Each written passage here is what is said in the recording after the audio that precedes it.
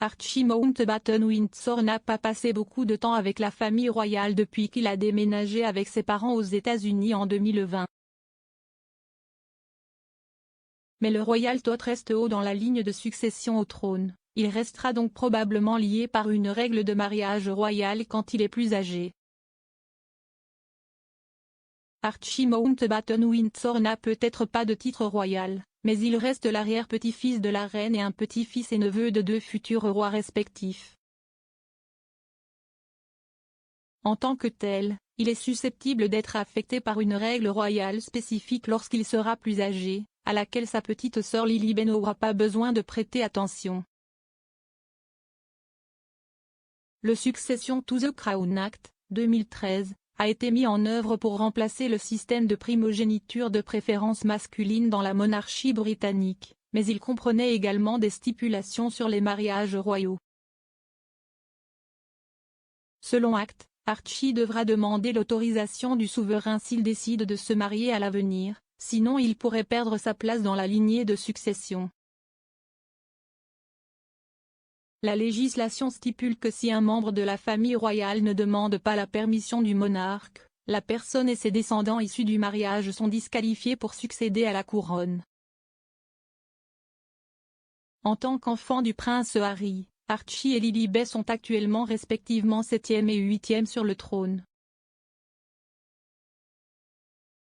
Mais lorsque le prince Charles sera roi, les 6 personnes suivantes dans la succession, dans l'état actuel des choses, seront le prince William, le prince George, la princesse Charlotte, le prince Louis, le prince Harry et Archie. En 7e position sur le trône, Lilibet sera libre d'épouser qui elle voudra sans avoir obtenu au préalable l'autorisation de son grand-père Charles ou de l'oncle William. Les règles concernant les mariages royaux sont en place depuis des siècles, la loi sur les mariages royaux de 1772 permettant de déclarer nuls les mariages royaux s'ils sont considérés comme ayant un effet négatif sur la maison royale.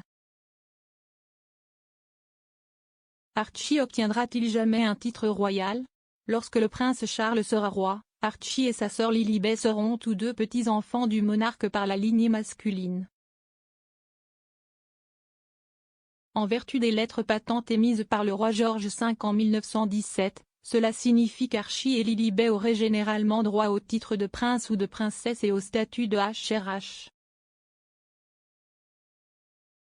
Que Archie et Lilibet reçoivent ou non des changements de titre est un problème pour le règne du roi Charles. Mais si ces changements ne se produisent pas, Archie pourrait recevoir un titre par l'intermédiaire de son père à l'avenir. La reine a créé le duché de Sussex pour le prince Harry lorsqu'il a épousé Meghan Markle en 2018 et, en tant que son aîné, Archie est le prochain à hériter du titre. Comme il n'a pas été créé prince par la reine, Archie était éligible pour prendre l'un des titres subsidiaires de Harry, ce qui signifie qu'il aurait pu être connu sous le nom de comte de Dumbarton dès sa naissance. Mais les fans royaux ont été surpris lorsqu'il a été annoncé que le premier-né de Harry et Meghan serait simplement connu sous le nom de Maître Archie, dans le but de lui permettre de mener sa vie en tant que citoyen privé. En tant que fille d'un duc, Lilibet était également éligible pour être appelée Lady, mais elle reste sans titre comme son frère aîné. Victoria Murphy, rédactrice en chef de Town & Country et experte royale, a expliqué, en tant que fille d'un duc, Lily pourrait utiliser Lady avant son nom, tout comme Archie aurait eu le droit d'utiliser le titre de courtoisie Earl of Dumbarton.